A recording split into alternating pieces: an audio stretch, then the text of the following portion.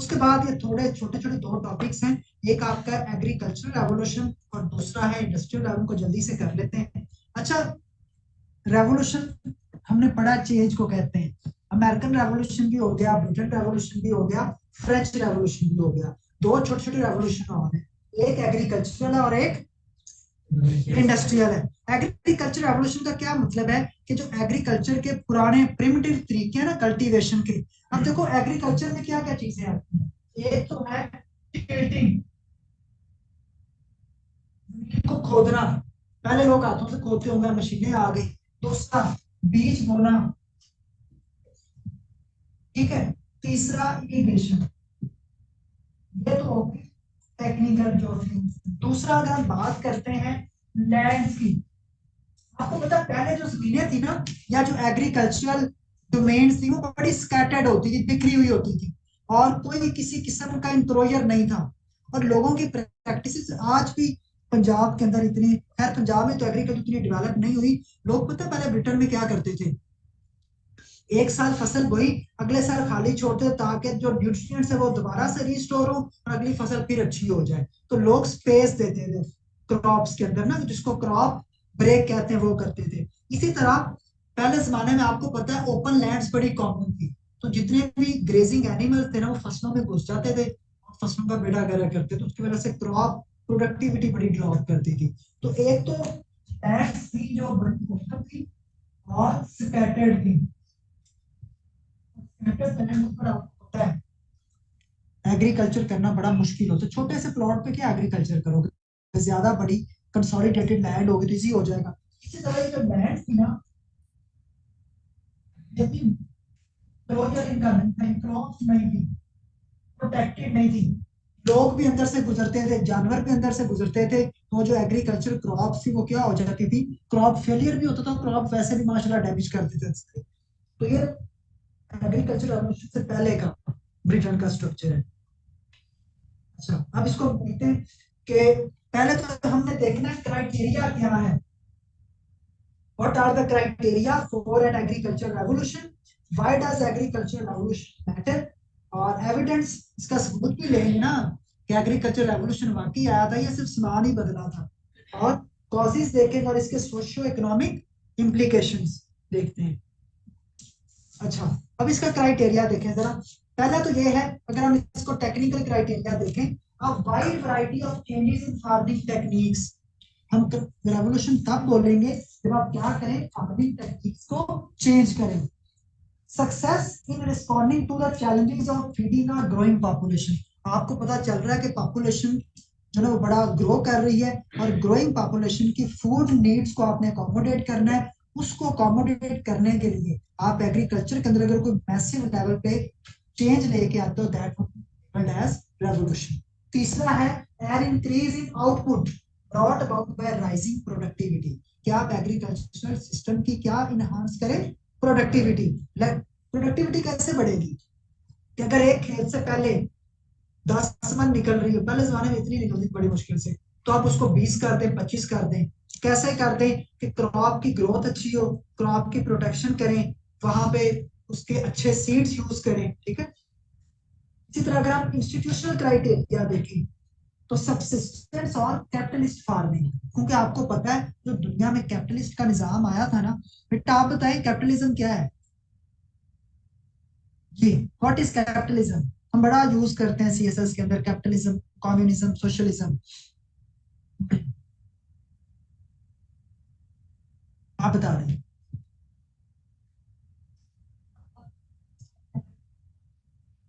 नहीं नहीं, कैपिटलिज्म के अंदर ना प्राइवेट प्रॉपर्टी का कॉन्सेप्ट है। कैपिटलिज्म के अंदर जो मीन्स ऑफ प्रोडक्शन है ना, वो प्राइवेट ऑन करते हैं। कैपिटलिज्म के अंदर गवर्नमेंट किसी के इकोनॉमिक अफेयर्स में इंटरवीन नहीं करती। फ्री मार्केट्स है, फ्री फ्लो मार्केट्स, और सेल्फ रेगुलेटरी मैकेनिज्म होता है, ठीक है। कौन, हर बंदा, हर बंदा अपनी इंडस्ट्री स्टैब्लिश कर सकता है, ऐसा नहीं गवर्नमेंट कहे कि मेरी इंडस्ट्री है, बंदे अपनी कर सकते हैं, ठीक है। एक तो होगा कैपिटलिस्ट फार्मिंग। कैपिटलिस्ट फार्मिंग का मतलब ये है कि बड़े बड़े जागीरदार आएंगे, ज्यादा जागीरें अपने नाम करेंगे, जिस तरह आप पाकिस्तान में आइडियल केस है जहांगीर तरीन का। वो मतलब बहुत मैसिव स्केल पे एग्रीकल्चर करता है, शुगर केन की प्रोडक्शन हो, कॉटन की प्रोडक्शन हो, या वीट की प्रोडक्शन हो। हाँ, हाँ जी, हाँ एग्रीकल्चर डिपार्टमेंट आपका वो माशाल्लाह, क्योंकि वो उनके पास टेक्निकलिटीज बहुत ज्यादा है ना, कि एक तो यूज कर लेते हैं अपनी स्किल्स को। मैं मुझे बेटा ठीक है, private property rights and farm tenures, how workers work, और वर्कर्स को कैसे एम्प्लॉय करना है, ये क्राइटेरिया डिफाइन करता है। ये ऐसी चीजें ऐड किया करें, ये आपके पेपर के अंदर जो है ना डाइवर्सिटी लेके आती है, कि आप उस टॉपिक ऊपर आपकी कितनी अच्छी अंडरस्टैंडिंग है। अच्छा, अब एग्रीकल्चर रेवोल्यूशन क्यों आया, क्यों जरूरी था कि दुनिया में ना रेवोल्यूशन आना चाहिए? तो देखिए, एक तो आबादी बड़ी तेजी से बढ़ रही थी, आबादी के साथ फूड प्रोडक्शन जो थी ना, उसके जो पुराने तरीके थे, उससे ग्रोइंग पॉपुलेशन की नीड्स को अकोमोडेट नहीं किया जा रहा था। कि अगर पहले एक घर में 4 लोग खाने वाले थे, अब वो 14 हो गए थे, और मीन्स ऑफ प्रोडक्शन वही थे, क्वांटिटी भी फूड की वही थी, क्वालिटी भी लगभग वही थी। तो इसमें क्या हुआ फिर, population out numbered the food resources. इसके अंदर हम मैलथूसियन ट्रैप पढ़ेंगे। जिन बच्चों ने ज्योग्राफी कभी पढ़ी है, किसी बच्चे का है ज्योग्राफी सब्जेक्ट? अच्छा, तो उसके अंदर ना मैलथूसियन का कॉन्सेप्ट आता है। मैलथूसियन कहता है, ये कॉन्सेप्ट आता है ज्योग्राफी के अंदर। मैलथूसियन कहता है कि आने वाले चंद सालों में पॉपुलेशन इतनी तेजी से इंक्रीज करेगी कि दुनिया के रिसोर्सेज लिमिटेड हो जाएंगे। वो कहता है जो पॉपुलेशन है ना, ये एक्सपोनेंशियली ग्रो करती है, और रिसोर्सेज जियोमेट्रिकली ग्रो, मसलन रिसोर्सेज 1 2 3 4, पॉपुलेशन 1 2 4 16 32 64, वो एक्सपोनेंशियल ग्रोथ है, और रिसोर्सेज की जियोमेट्रिक ग्रोथ है। तो इसलिए पॉपुलेशन इतनी बढ़ जाएगी कि लोगों के पास रिसोर्सेज नहीं बचेंगे। इसको मैलथूसियन ट्रैप कहते हैं। मॉडर्न इकोनॉमिक ग्रोथ की तरफ ट्रांजिशन करने के लिए एग्रीकल्चर बड़ी जरूरी थी। मसलन दुनिया में आया है इंडस्ट्रियल रेवोल्यूशन। इंडस्ट्री का काम था रॉ मटेरियल से अच्छे प्रोडक्ट्स तैयार करना। तो रॉ मटेरियल ज्यादातर कहाँ से आता था? एग्रीकल्चर से। ठीक है, और मॉडल फॉर डेवलपिंग कंट्रीज, क्योंकि देखो जो डेवलपिंग, आपको पता है जितने भी डेवलपिंग कंट्रीज थे, वो सारे के सारे अभी तक प्राइमरीली एग्रेरियन इकोनॉमी के ऊपर रिलाई करते हैं, इंक्लूडिंग पाकिस्तान। तो जब तक वो एग्री, आप पाकिस्तान के अंदर अगर आपने इकोनॉमी को मतलब आप चाहते हो ना पाकिस्तान की इकोनॉमी ग्रो करे, सस्टेन करे, आप सिर्फ, दुनिया तो चलो हमसे 400-500 साल पहले रेवोल्यूशन ले आई है, हम आज ही थोड़ा सा मैकेनाइज कर लेना अपनी एग्रीकल्चर को। देखिए 70% of your labour force is connected with agriculture. Output कितना? सिर्फ 19%। यानी कि आपके मुल्क के टोटल आबादी आपकी 100 में से एक जगह आपके मुल्क के 70 बंदे काम करके सिर्फ 20 रुपए कमा रहे हैं, और बाकी 30 बंदे काम करके 80 रुपए लाते हैं, फिर आपका 100 रुपया होता है। तो इमेजिन करो कि इतनी बड़ी पॉपुलेशन एक छोटे के साथ इंगेज्ड है, सिर्फ 20 रुपए अर्न करने की वजह आउटडेटेड एग्रीकल्चर सिस्टम। तो इसी तरह ये जो एग्रीकल्चर को अगर मैकेनाइज करते हैं, तो ये इकोनॉमिक ग्रोथ की तरफ लेके जाती है। डेवलपिंग कंट्रीज के लिए बड़ा अच्छा मॉडल है ग्रोथ का। और दूसरी बात देखो, जब फूड प्रोडक्शन कम होती है ना, देखो एक चीज आपको पता है, मार्केट के अंदर जब सप्लाई कम होती है ना और डिमांड बढ़ती है, सप्लाई कम, डिमांड बढ़ती है, ऑटोमेटिकली प्राइस इंडेक्स ऊपर चला जाता है, चीजें महंगी हो जाती हैं। जब फूड कम हुई, देखो आबादी बढ़ी, तो फूड तो चलो वहां की वहीं खड़ी रही। अगर ये, और ये पहले लेट से 50 केजी क्रॉप आ गई, और पहले बाकी की 10 लोग, लेकिन अब ये 50 की 50 ही है, लेकिन बंदे ऐड हो गई 5। इसलिए क्या हुआ, फूड इनसिक्योरिटी आई, उसकी वजह से मार्केट के अंदर फूड की सप्लाई कम हुई, ऑटोमेटिकली खुराक की जो कीमतें थी वो ज्यादा हो गई। फिर हम देखेंगे इसका सोशल इम्पैक्ट, तो उससे लोगों की जिंदगी में क्या असर आया। अब ये आप पॉपुलेशन ग्रोथ देखें, पहले आप इंग्लिश पॉपुलेशन देखेंगे, आपको पता है, तो बच्चा मुझे बताएगा यहाँ पे इंग्लिश और ब्रिटिश पॉपुलेशन क्यों लिखा हुआ, दोनों में कुछ ना ब्रिटिश लिखा, ब्रिटिश हिस्ट्री वाले। शाहबाज यूनिफिकेशन अभी नहीं हुई, वो 1707 में, आपको पता है यूनिफिकेशन एक्ट के बाद वो यूनाइटेड किंगडम बना था, ब्रिटेन बना था। तो पॉपुलेशन देखें कि 16th सेंचुरी से लेके ऑलमोस्ट 18th सेंचुरी तक पॉपुलेशन बहुत स्टेडीली और बहुत स्लगिशली ग्रो की है। लेकिन आपके 18th सेंचुरी ऑनवर्ड्स पॉपुलेशन देखिए ऑलमोस्ट आपको नजर आ रहा है एक्सपोनेंशियली ग्रो कर रही है, डबल होगी पॉपुलेशन। इस ग्रोइंग पॉपुलेशन की फूड नीड्स को अकोमोडेट करना बहुत बड़ा मसला था, और ट्रेडिशनल एग्रीकल्चर इस ग्रोइंग पॉपुलेशन को अकोमोडेट नहीं कर सकता। दो ही रास्ते थे, या भूखे मरे या फिर इनकलाब की तरफ जाएं और प्रोडक्शन को बढ़ाएं। हाँ, पॉपुलेशन कंट्रोल, वो बस उस टाइम पे नहीं उन्होंने सोचा था। उस वक्त आपको पता है यार, वो माशाल्लाह चर्च की बड़ी इंटरवेंशन थी, और चर्च लोगों के सोशल, रिलीजियस, कल्चरल, पॉलिटिकल सारे अफेयर्स को डोमिनेट करता था। तो चर्च उन चीजों को शायद नॉन रिलीजियस समझता हो, आज भी होता है।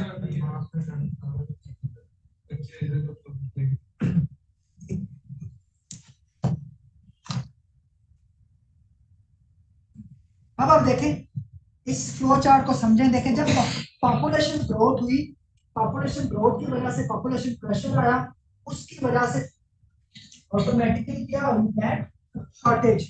और जब लैंड शॉर्टेज हुई तो लोगों का कंसर्न क्या हुआ कि अब हमारे पास जितनी भी काबिल काश्त जमीन है ना, कि जितनी जमीनें बंजर पड़ी हुई हैं, अब उनको क्या करें, जेरे काश्त लेके उनको उनको काबिल काश्त बनाए। उसके बाद उन्होंने क्या किया, क्लास मार्जिनल लैंड। पहले आपको आपने पढ़ा था, अगर ब्रिटेन की बात करें या यूरोप की बात करें, तो उसके अंदर आपने हाईलैंड्स पढ़े थे, वो बड़े बड़े जिसको हम कहते प्लेट्यूज कहते हैं ना, तो वहां पे एग्रीकल्चर नहीं होती थी। तो जब एक ना पंजाबी की कहावत है कि बांदरी दे पैर सड़े सन तो उन्हें बच्चे पैरों थले ले ले सन। तो जब मुसीबत पड़ती है ना, तो आप नॉन कन्वेंशनल मीन्स की तरफ जाते हो, कि वो जगह जहां पे लोग एग्रीकल्चर का सोच भी नहीं सकते थे, उन्होंने उन एरियाज को भी क्या किया, एरेबल बनाया।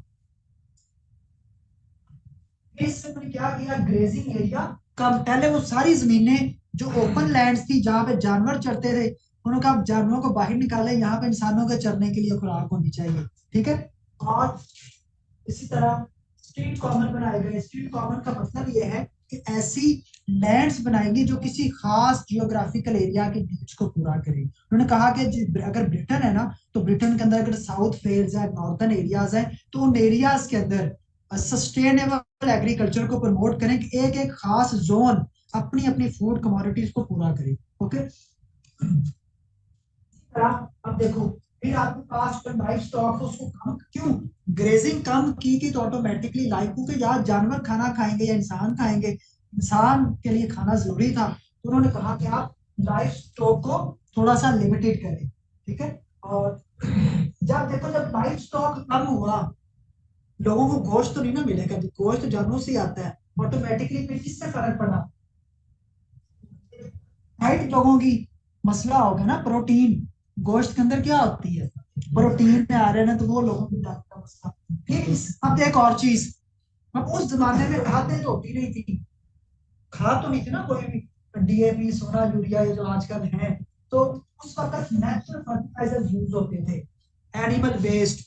तो जब लाइफ स्टॉक कम किया तो ऑटोमेटिकली मैन्योर भी, एनिमल वेस्ट भी कम हो गया, नेचुरल फर्टिलाइजर कम हो, तो उससे फिर क्या हुई ऑटोमेटिकली, तो जब वो नहीं डालेंगे फर्टिलाइजर तो वो नहीं होगी, और उससे भी जो फैलो था वो क्या हो गया, रिड्यूस हो गया। अब फैलो पता है किसे कहते हैं, फैलो का मतलब है कि खेत को, खेत जो क्रॉप के अंदर ब्रेक लेते हैं ना, क्रॉप ब्रेक, यानी कि एक खेत है, आपने पहले साल काश्त की, अगले साल खाली छोड़ दिया, फिर काश्त की, फिर खाली छोड़ दिया, ताकि जमीन के अंदर जो न्यूट्रिएंट्स है ना, उनका इम्बैलेंस ना हो सके या वो डिप्लीट ना करे। ओके। तो तो ये सारा का सारा आपको एक्सप्लेन करना है कि किस तरह फूड जो एक्सपेंशन थे उसके क्या क्या मसाइल थे, कि अगर खुराक बढ़ानी है तो इंसानों को डाइट के ऊपर कॉम्प्रोमाइज करना पड़ा, और अगर खुराक कम करते हैं तो फिर इंसानों की फूड इनसिक्योरिटी आ जाती है। तो ये बड़ा कॉम्प्लिकेटेड सा है। जैसे कि मैथोजियन ट्रैप हमने पढ़ी है, प्रिडिक्ट किया था, ये देखें, ये जो आपके पास रिसोर्सेज हैं, they are increasing geometrically, population देखें किधर चढ़ रही है, ग्राफ। उन्होंने कहा इनके दरमियान जो रिलेशन है ना, ये इतना कोई बैलेंस्ड रिलेशन नहीं है, कोई सिमेट्रिक रिलेशन नहीं है, बड़ा एसिमेट्रिक रिलेशन है। पॉपुलेशन मैसिवली ग्रो करके रिसोर्सेज बड़ा स्लगिशली ग्रो करते हैं, तो इसलिए कुछ सालों में population would outnumber the available resources.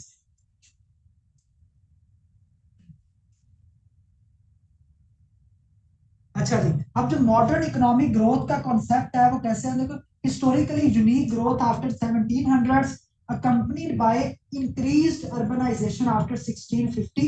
अब आपको पता है जो जितनी भी इंडस्ट्रियलाइजेशन हो रही है उसके अंदर मेजर रोल किसने प्ले किया है? एग्रीकल्चर ने. Growing enough food for industrial and services sector workers, main source of raw materials, oils, hides, textile, fibres, fuel, fodder, ये सारा का सारा कहां से मिलता था? Agriculture. Agricultural population the primary market for. अब देखो एग्रीकल्चर दोनों तरह से कंट्रीब्यूट कर रही है. देखिए अगर एक इंडस्ट्री है ना,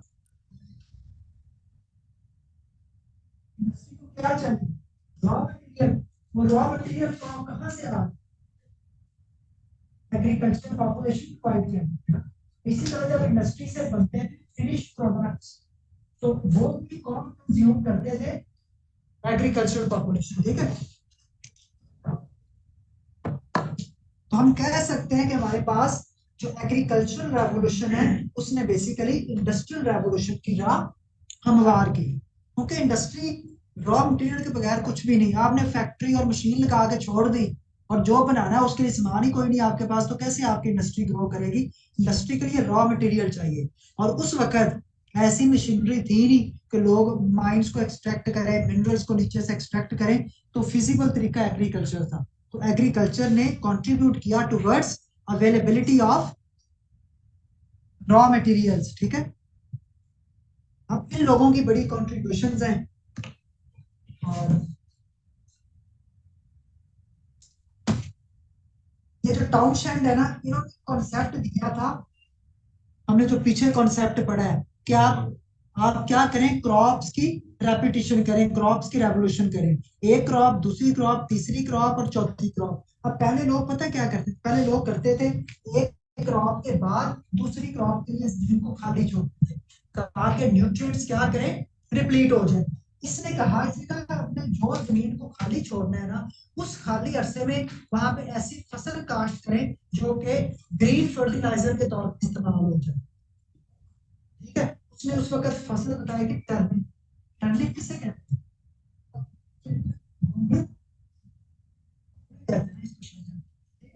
कहा कि आप टर्निप इसके अंदर कल्टीवेट करें, वो जमीन की नेचुरल फर्टिलिटी को एनहांस करेंगे.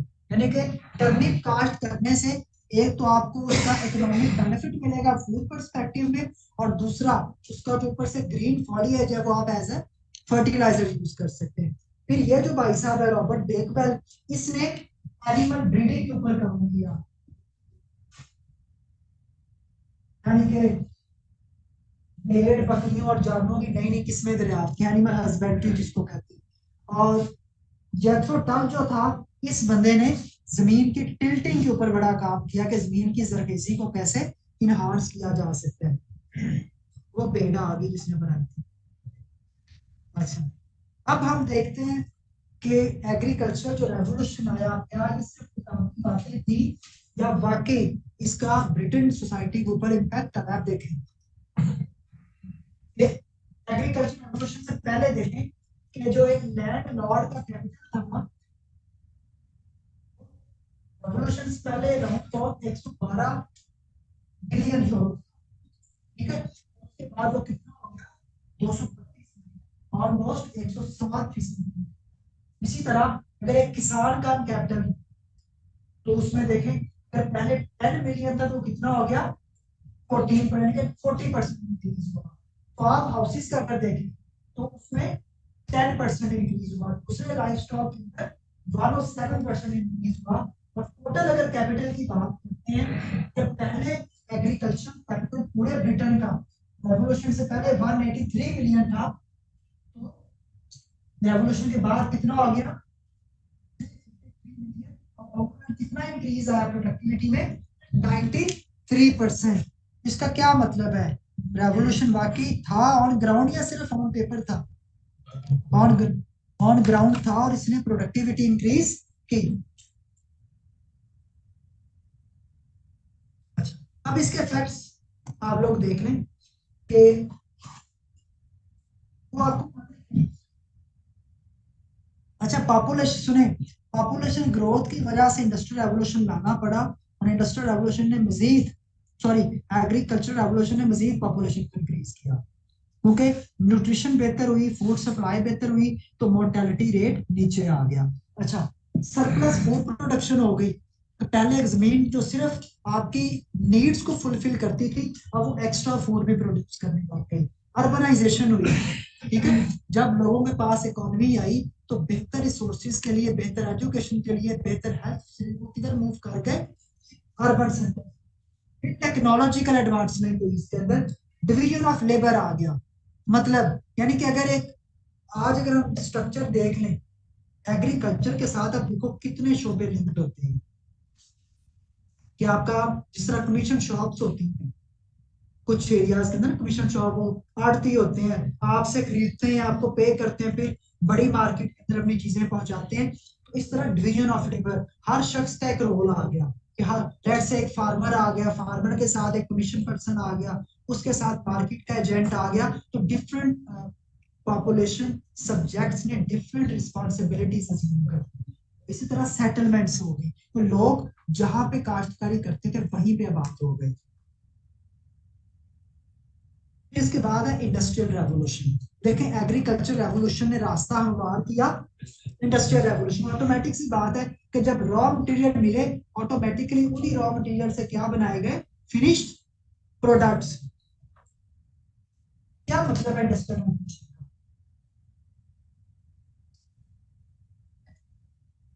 शाबाश, यानी कि मैनुअल प्रोडक्शन को रिप्लेस करना मशीन प्रोडक्शन, इसको कहते हैं इंडस्ट्रियल रेवोल्यूशन। और इसमें क्या किया गया, मशीन ने रिप्लेस कर दिया ह्यूमन लेबर को। अब आप लोग सारे समझदार हैं, अगर मशीन ह्यूमन लेबर को रिप्लेस कर रही है, तो मोमेंटरली क्या आएगी, शाबाश, टेम्परेरी अनएम्प्लॉयमेंट आएगी इसकी वजह से। New energy sources were developed to power the machinery, water, steam, electricity, oil, gas, ये सारी चीजें डिस्कवर हुई, और मेटल्स और मिनरल्स का इस्तेमाल बढ़ गया, जिसका एल्यूमिनियम, कोल और कॉपर वगैरह। अच्छा, अब देखिए इंडस्ट्रियल रेवोल्यूशन ब्रिटेन के अंदर ही क्यों आया, क्वेश्चन होना चाहिए ना, कि यूरोप, पूरा यूरोप है, यूरोप के अंदर या तो यूनिफॉर्मली पूरे यूरोप के अंदर, स्पेसिफिकली ब्रिटेन के अंदर क्यों आया? Why did Britain take a lead? Number one, Britain के पास नेचुरल रिसोर्सेज बहुत ज्यादा थे, लोहा और कोयला। लोहा यूज करता था इंस्ट्रूमेंट्स की प्रोडक्शन में, कोयला यूज होता था as a means of energy, steam के तौर पर उसको यूज करता था। Number two, navigable river system, Britain के पास बड़ी सुपीरियर नेवल फोर्स मौजूद थी, ब्रिटेन के पास बड़े अच्छे रिवर सिस्टम मौजूद थे, प्रोडक्ट्स को तैयार करना, प्रोडक्ट्स को ट्रांसपोर्ट करके मार्केट्स तक लेके जाना, और फिर कुछ सेंटर से रॉ मटेरियल्स को कैरी करके मार्केट तक, इंडस्ट्री तक लेके आना। उसके लिए क्या चाहिए, ट्रांसपोर्ट, सड़कें तो बनी नहीं थी, तो एक ही जरिया था, वो कौन सा था, ब्रिटेन का। वहां पे देखे मैप सारे बच्चे, यूके का, इर्द गिर्द क्या पड़ा हुआ है, सारा का सारा पानी, और इसके अंदर भी एक बड़ा वेल एस्टैब्लिश रिवर सिस्टम मौजूद है। और उस वक्त ना गाड़ियां थी, ना कोई और मीन्स ऑफ प्रोडक्शन थे, तो एक बड़ा रिलायबल मीन्स ऑफ प्रोडक्शन था, वो था थ्रू नेवल चैनल्स। तो वो इसके पास नेवल शिप्स भी अच्छी खासी मौजूद थी, और उनके लिए चैनल्स भी मौजूद थे। फिर सबसे बड़ा पॉइंट, इंडस्ट्री के लिए क्या चाहिए था, रॉ मटेरियल, वो कॉलोनीज, कॉलोनीज इसके पास मौजूद थी, इंडिया के अंदर भी, अफ्रीका के अंदर भी, साउथ ईस्ट एशिया के अंदर भी, और अमेरिका के अंदर भी। फिर ऐसी गवर्नमेंट यहाँ पे मौजूद थी जो कैपिटलिज्म को क्या करती थी, सपोर्ट करती थी। क्यों? क्योंकि गवर्नमेंट ने प्राइवेट प्रोडक्शन को क्या कर दिया, अलाउ कर दिया, हर बंदा अपना कारोबार कर सकता है, हर बंदा प्राइवेट कंपनी बना सकता है, और गवर्नमेंट उनकी इकोनॉमी के अंदर इंटरफेयर नहीं करेगी। अब इसका बैकग्राउंड देख लेते हैं। देखो, इससे पहले आपको पता है साइंटिफिक रेवोल्यूशन आ चुका था, साइंटिफिक थीरीज आ चुकी थी, अब सिर्फ उनको मटेरियलाइज करने की जरूरत थी। फिर साथ इंटेलेक्चुअल रेवोल्यूशन आया, और लोगों ने लर्निंग और सर्च के ऊपर काम करना शुरू कर दिया, ठीक है। अगर एग्रीकल्चरल रेवोल्यूशन की बात करते हैं, इट मीन लैंड ओनर्स ने साइंटिफिक बुनियादों पर एक्सपेरिमेंट किए, बीज को बेहतर करने की कोशिश की, क्रॉप प्रोटेक्शन की, लाइफ स्टॉक की ब्रीडिंग की, और इससे अल्टीमेटली क्या हुआ, रॉ मटेरियल्स में इजाफा हुआ।